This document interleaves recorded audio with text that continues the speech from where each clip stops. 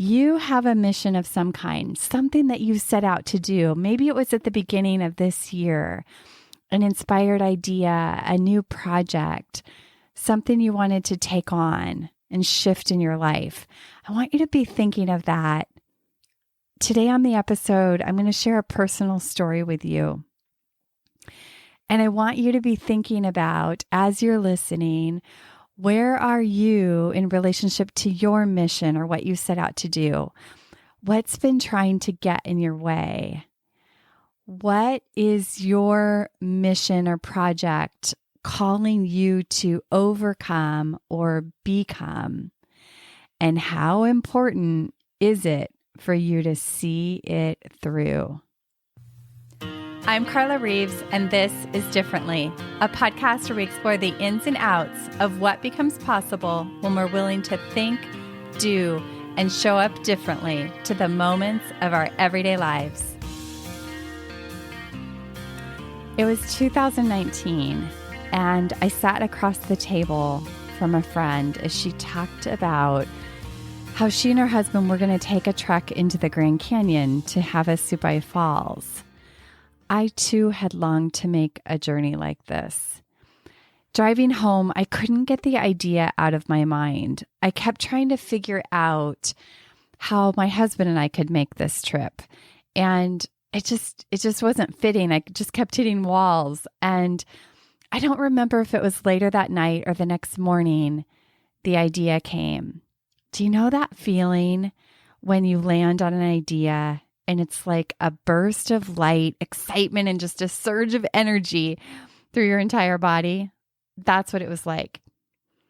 My oldest son was getting ready to graduate high school, and I'd been feeling the panic of him growing up and wanting to seize every last moment with him in our home.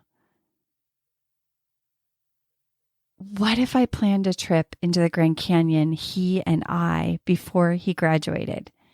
It could be a mom and son trip and something that I could do with Shane too, our younger son, before he graduates. The idea sent my heart flying. I shared it with my husband and he loved it too and said, go for it. And that's exactly what we did. I shared the idea with Tom and he was on board. That was it. I made a reservation for a 4-day trek into the Grand Canyon to Havasupai Falls for February. It was now November. Have you ever noticed that sometime after your initial excitement and inspiration about something, that fear, doubt, uncertainty, and all of the above seem to show up at some point? Well, that happened for me too. All the mom worries of, was this really possible? Was it the right thing to do? Could I even do it? Would it be safe? And on and on and on. For those of you who don't know, it's like a 10-mile hike into the canyon and out of the canyon, and you carry about a 30-pound pack. So the coming days and months involved researching and learning, looking at books, researching blogs, reserving our packs and our gear from REI, buying our gear, getting the right clothing, and plotting hiking days on the calendar to make sure that we were in shape come February, or more that I was in shape come February.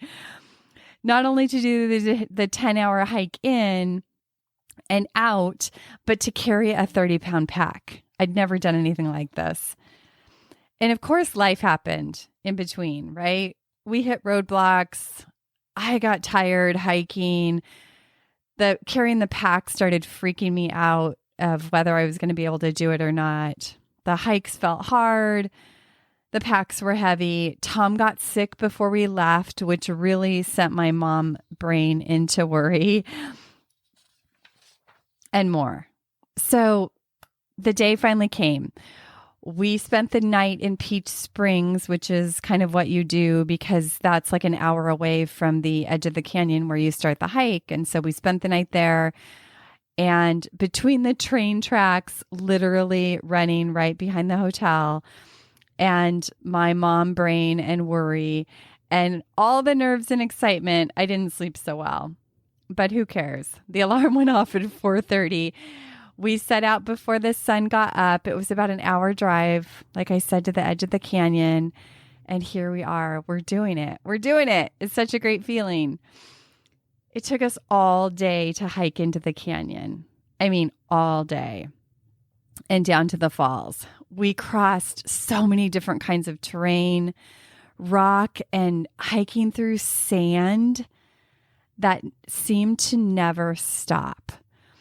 There was a majestic, stunning view literally around every corner. My feet were tired. Our packs were heavy. We stopped and ate peanut butter and jellies on rocks. We took breaks. We alternated the weight on our packs. I remember at one point I was having a hard time, and Tom said something like, "Just remember, Mom, you're only at 10%. And it was some Navy SEAL tactic that he had picked up somewhere along the way. And this helped me so much that every time I felt like I was done or at my capacity, I would just tell myself, you're only at 10%. And somehow that just gave me access to more within myself to carry on. And the journey in was honestly one of the hardest things I've ever done. One of the most amazing things I've ever done. We laughed. We had made lots of funny memories hiking in. So the sun is starting to, kind of go down in the sky, and we finally made it. We made it to the falls, and that was an extraordinary moment. You've probably seen pictures of it. If you haven't, you should look it up. Havasupai Falls.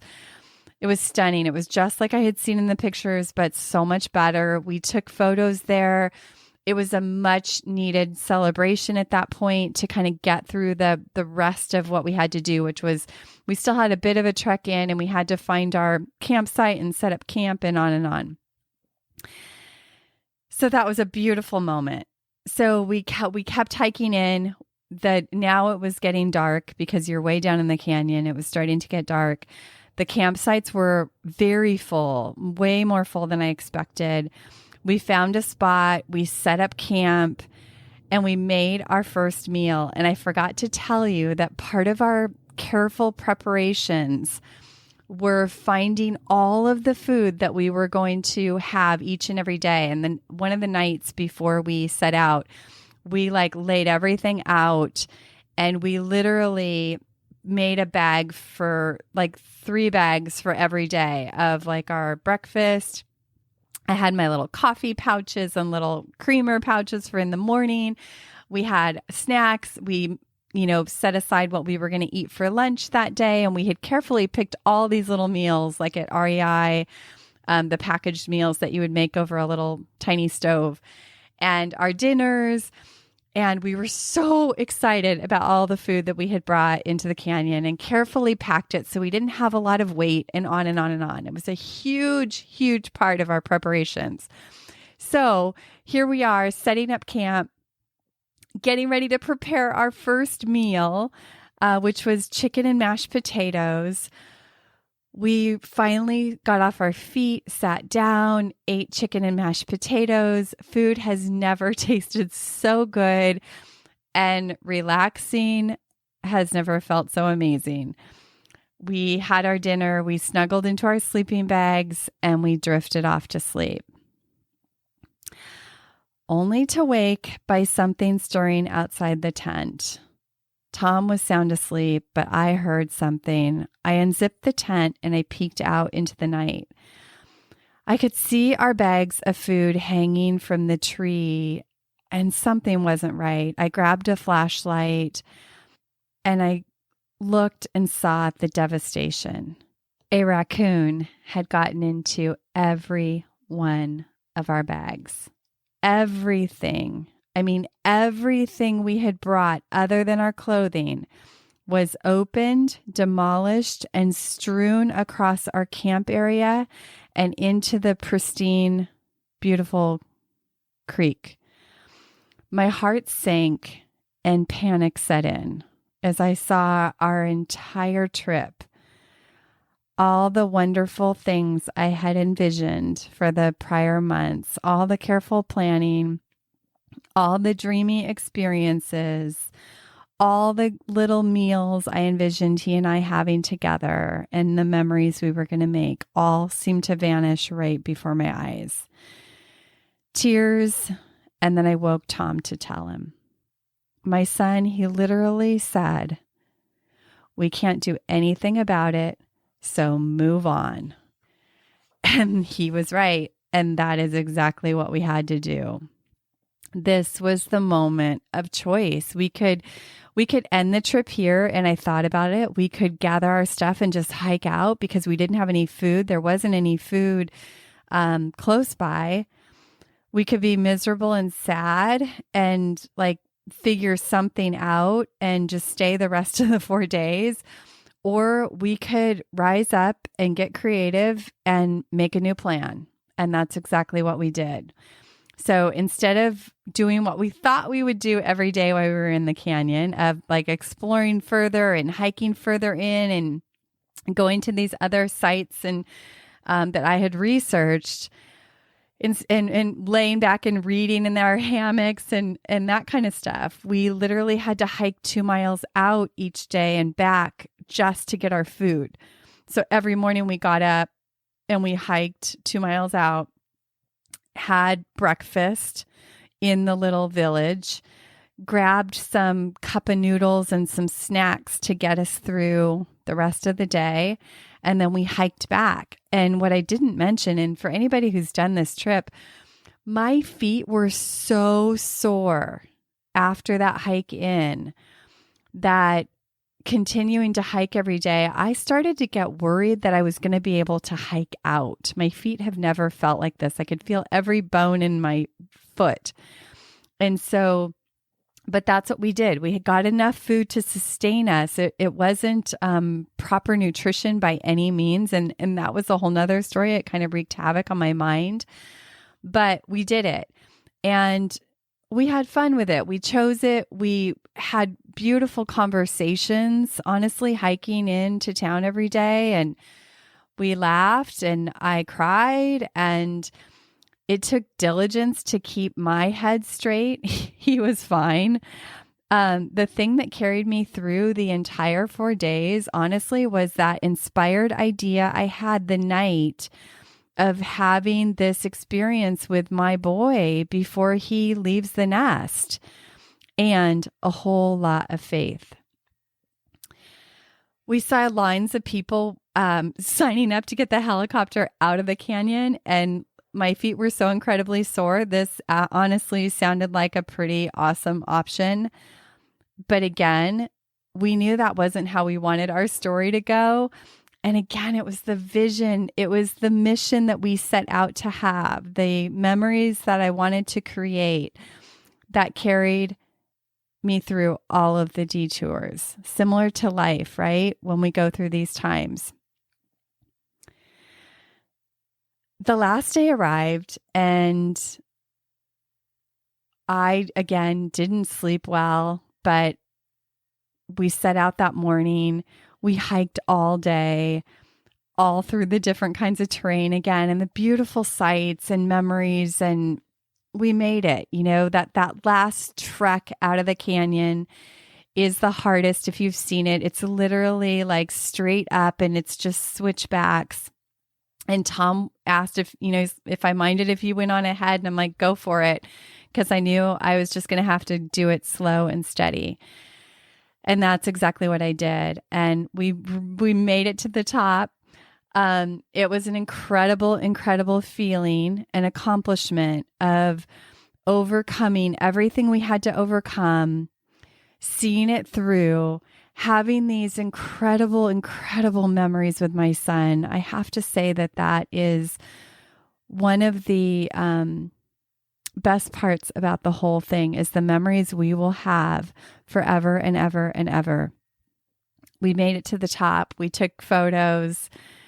And what I didn't know when I had the inspired idea that Tom and I could take this trip together as a mother and son trip is that Tom would tell me later, prior to us setting out on the trek, but long after the idea, was that he would be enlisting in the Navy.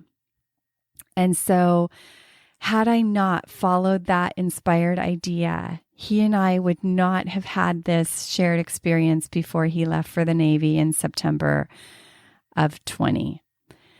So why do I share this with all of you? It's because I know that you have a mission in your life, that maybe this year in January, you set out with some inspired idea. You had a ton of energy around something you wanted to create or do in your life.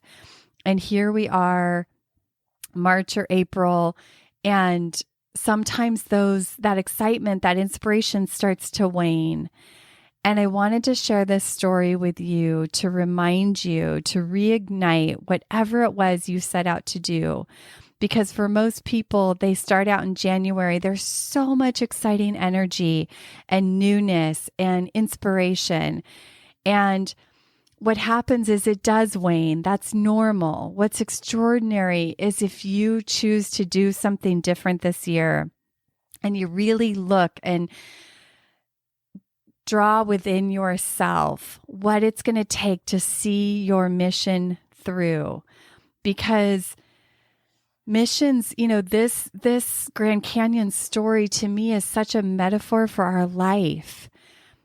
All the ups and downs and in-betweens, from the inspired idea to the accomplishment at the end of having done it. That's life. And it's really how we navigate the ups and downs and in-betweens, and how we equip ourselves to be prepared and actually anticipate the ups and downs and the barriers, right? The raccoons of our life that want to sabotage our best efforts and derail us.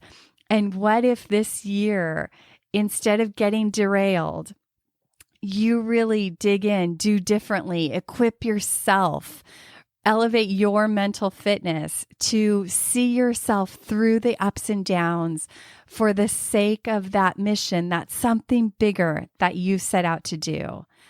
That's what I want for you. And I want to help you get there. So if you're listening and you know that you want some support to do differently this year, let's get in touch. So thank you for allowing me to share my story with you. This was a really special story in my life, and one that I draw upon a lot in my life when things get hard and I have to dig deep inside of myself to navigate something in my life. So I hope that it stirred something within you, and I'll see you next week.